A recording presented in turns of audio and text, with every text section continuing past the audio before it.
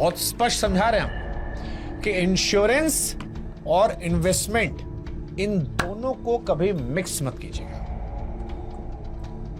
Investment अलग है, insurance अलग है।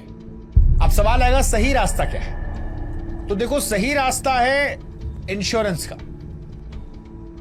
अब ये वैसा ही इंश्योरेंस है जैसे गाड़ी का है। गाड़ी का इंश्योरेंस आप करवाते हो रिटर्न लेने के लिए नहीं,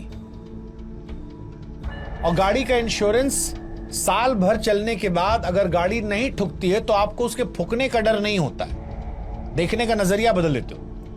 आप इस बात को लेकर थैंकफुल होते हो कि चलो अच्छा हुआ साल भर में गाड़ी नहीं ठुकी, और साल भर भी आप रिलैक्स रहते हो कि भाई साहब ठुक गई तो इंश्योरेंस क्लेम कर लेंगे। मान लो ये आईफोन हमने लिया है, अब इसका इंश्योरेंस 15,000 रुपए का आ गया या 10,000 रुपए का होगा, तो अगर 10,000 रुपया लगा के 1.5-2 लाख रुपए का फोन को लेकर साल भर में टेंशन फ्री रहूं कि गिर गया तो कोई दिक्कत नहीं, खुर्चा लग गया तो कोई दिक्कत नहीं, स्क्रीन टूट गया तो कोई दिक्कत नहीं, तो साल भर एक तो जिंदगी आसान होगी, टेंशन नहीं होगी। टूट गया तो बदल लेंगे, और नहीं टूटा तो साल में खुशी इस बात की बनाओ कि भाई साहब फोन सही रह गया। 10,000 रुपए को लेकर रोना गाना नहीं करेंगे।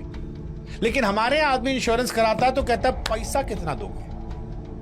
जिंदगी के मामले में वो सावधानी नहीं बरतता जो गाड़ी का इंश्योरेंस करवाने में लेता है, मोबाइल का इंश्योरेंस कराने में लेता है। इसलिए सही रास्ता है कि जिंदगी में 2 इंश्योरेंस ले लो। पहला हेल्थ का मेडिक्लेम, हर महीने छोटा सा प्रीमियम और लाखों करोड़ों तक का कवर। यह आपकी मौजूदा दौलत का बॉडीगार्ड है। लेकिन सिर्फ पॉलिसी लेना सही नहीं है, सबसे सस्ती पॉलिसी मत उठाना, बाद में क्लेम रिजेक्ट हो आता है। हेल्थ इंश्योरेंस लेते वक्त 3 छोर से सावधान रहना। पहला, रूम रेंट की सीमा।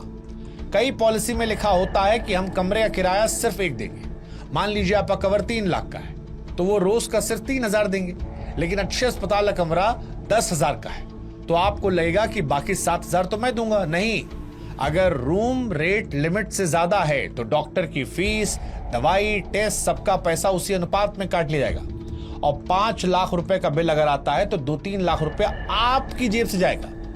इसलिए नो रूम रेंट कैपिंग वाली पॉलिसी लेना। दूसरा, कोपे। इसका मतलब है बिल का कुछ हिस्सा आपको देना होगा। अब अगर 20 कोपे है तो 10 लाख रुपए के बिल में 2 लाख आपको देने पड़ेंगे। तो भैया जवानी में कभी भी कोपे वाली पॉलिसी मत लेना। तीसरा, वेटिंग पीरियड। पुरानी बीमारी जैसे शुगर, बीपी के लिए 2-4 साल का इंतजार होता है, इससे कम से कम रखने की कोशिश करें। याद रखिए, कंपनी का ग्रुप इंश्योरेंस काफी नहीं होता। जिस दिन नौकरी छूटेगी उस दिन आप बिना कवच के होंगे, और कहीं वहीं घटना हो गई तो जितना कमाए थे सब लुट जाएगा। इसलिए पर्सनल पॉलिसी होना अनिवार्य है। दूसरा, टर्म इंश्योरेंस। अब दूसरा कवच टर्म इंश्योरेंस, यह आपकी आने वाली दौलत को बचाता है। हम सब मन ही मन खुद को अमर समझते हैं, लेकिन टर्म इंश्योरेंस उस दिन काम आता है जिस दिन आपकी सांसें रुक जाती हैं। 25-30 साल की उम्र में आप साल के कुछ हजार रुपए देकर करोड़ों तक का कवर ले सकते हो। मान लो खुदा न खास्ता आपको कुछ हो गया, आप अमर नहीं हैं, अश्वत्थामा या हनुमान जी या परशुराम जैसा तेज आप में नहीं है, तो फिर ये जो है ये आपके परिवार को फाइनेंशियल बर्डन से दूर रखेगा। उस पैसे को बैंक में रखकर भी उन्हें इतना ब्याज मिलता रहेगा कि घर का खर्च, बच्चों की फीस आराम से निकल जाएगी। इसमें आपको रिटर्न ऑफ प्रीमियम का ऑप्शन भी मिलता है, जिसमें पॉलिसी होल्डर्स को एक खास उम्र में प्लान से बाहर निकलने और सभी भरे हुए प्रीमियम वापस पाने की सुविधा मिलती है। यानी इससे रेगुलर टर्म प्लान के फायदों के साथ रिफंड का ऑप्शन भी मिलता है। इंश्योरेंस को खर्चा मानिए साहब, जैसा हमने बताया अभी, गाड़ी का इंश्योरेंस लेते हो लाइफ का मजा लो।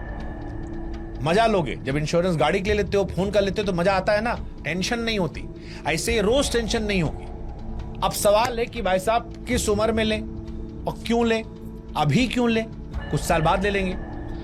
तो गुरु, टर्म इंश्योरेंस में 25 की उम्र में जो प्रीमियम 800 रुपया महीना है, वही 35 की होते होते बढ़ जाता है। फिर जिंदगी और बढ़ती है, पैसा भी बढ़ता है। देर करने का मतलब है और बड़ा नुकसान। अब एक बड़ी बात जो शायद कोई एजेंट आपको नहीं बताएगा, बहुत से लोग कहते हैं कि अरे कंपनी क्लेम नहीं देती, सब चोर है। इसमें भी गलती खाली कंपनी की नहीं होती, हमारी होती है। जब हम फॉर्म भरते हैं तो हम झूठ बोलते हैं, हम सुट्टा पीते हैं, शराब पीते हैं, या उससे पहले कोई बीमारी थी, उसे फॉर्म में लिखो।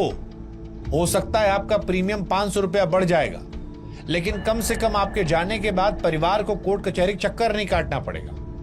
याद रखो, इंश्योरेंस एक्ट का सेक्शन 45 कहता है कि अगर आपने 3 साल तक पॉलिसी चला ली और कोई झूठ नहीं बोला तो कंपनी आपका क्लेम रिजेक्ट नहीं कर सकती है। टर्म प्लान के साथ एक एक्सीडेंटल डिसेबिलिटी राइडर जरूर लें।